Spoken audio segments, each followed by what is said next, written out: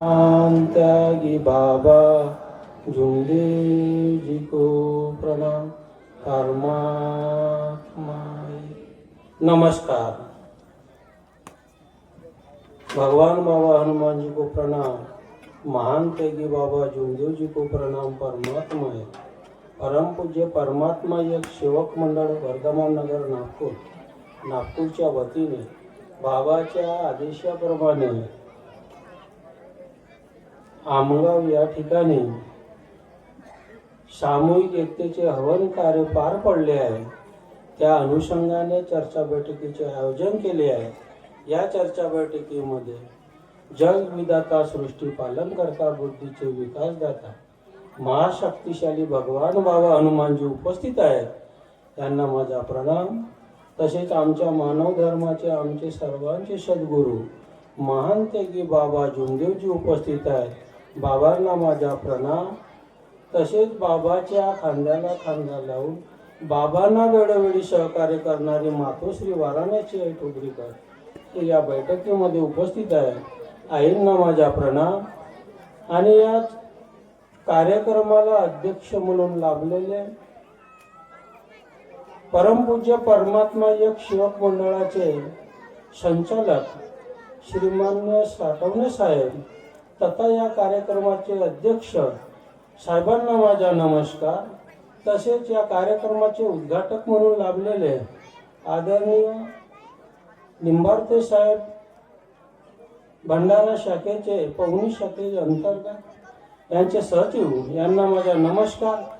मंच मोठा आहे, वेळ कमी आहे, तरी पण मंचकावर आदरणीय बाबाचे सेवक, बाबाचे मार्गदर्शक मंडळांतर्गत तथा बाबांचे ज्येष्ठ सेवक सर्वांना माझा नमस्कार। तसेच आमगाव येथील या ठिकाणी उपस्थित असलेले बाबाचे सेवक सेविका आदरणीय सगळ्यांना पुन्हाताई वाघाडे, मी ताईंना विनंती करतो आहे की त्यांनी मंचावर येऊन स्थानापन्न व्हावं। आमगाव येथील पोलीस पाटील पुन्हाताई वाघाडे यांना विनंती करतो आहे की त्यांनी मंचावर येऊन स्थानापन्न व्हावं।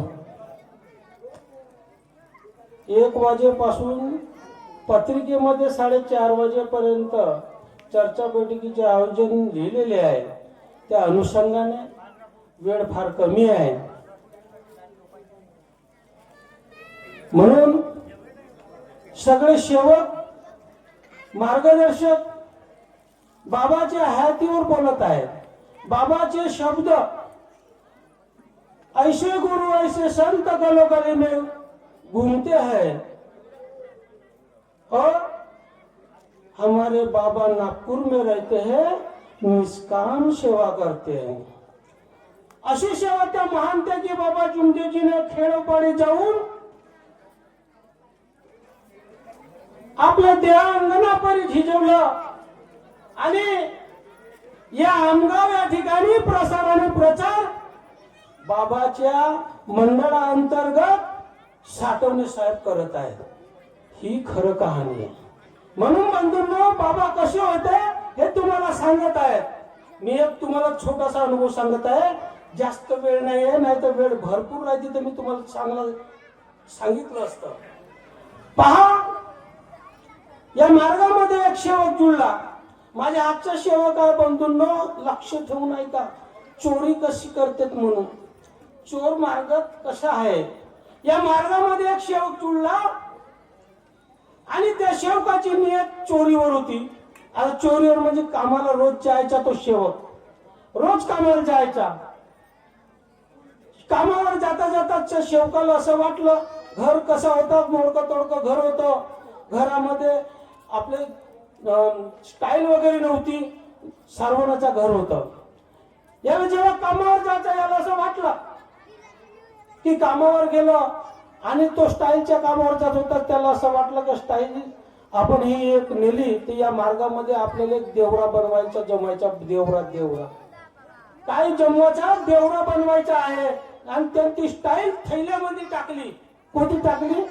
थैल्यामध्ये घातली आणि ती स्टाईल आपल्या घरी आणली आणि ती काढून ठेवली। बायकोला म्हटलं सकाळी या ठिकाणी सारवू नको, आपण नाही का सिमेंट घेऊन सने तो देवरा बनवून टाकू। आपल्या हे मार्गामध्ये शोभनीय नाही आहेत.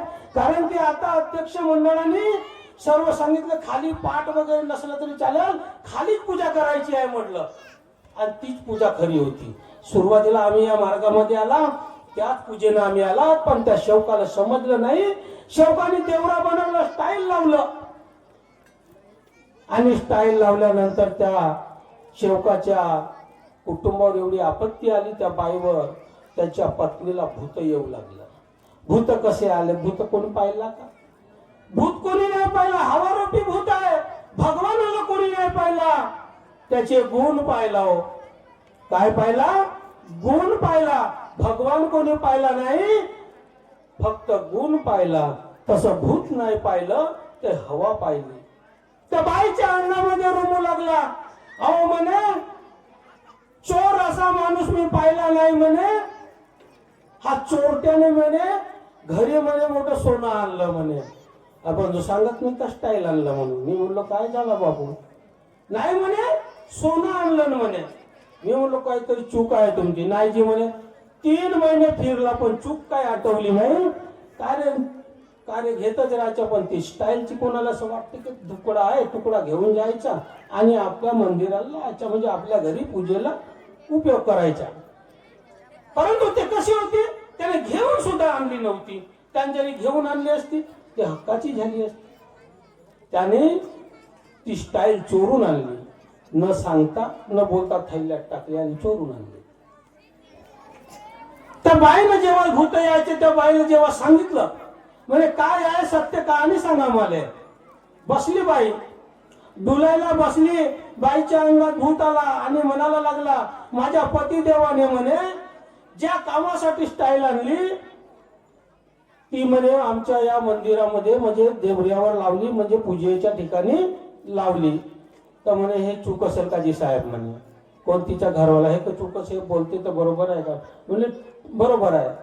कारण की आपल्याला शोभनीय नव्हती, ती स्टाईल घेतलेली नव्हती, ती स्टाईल लावली.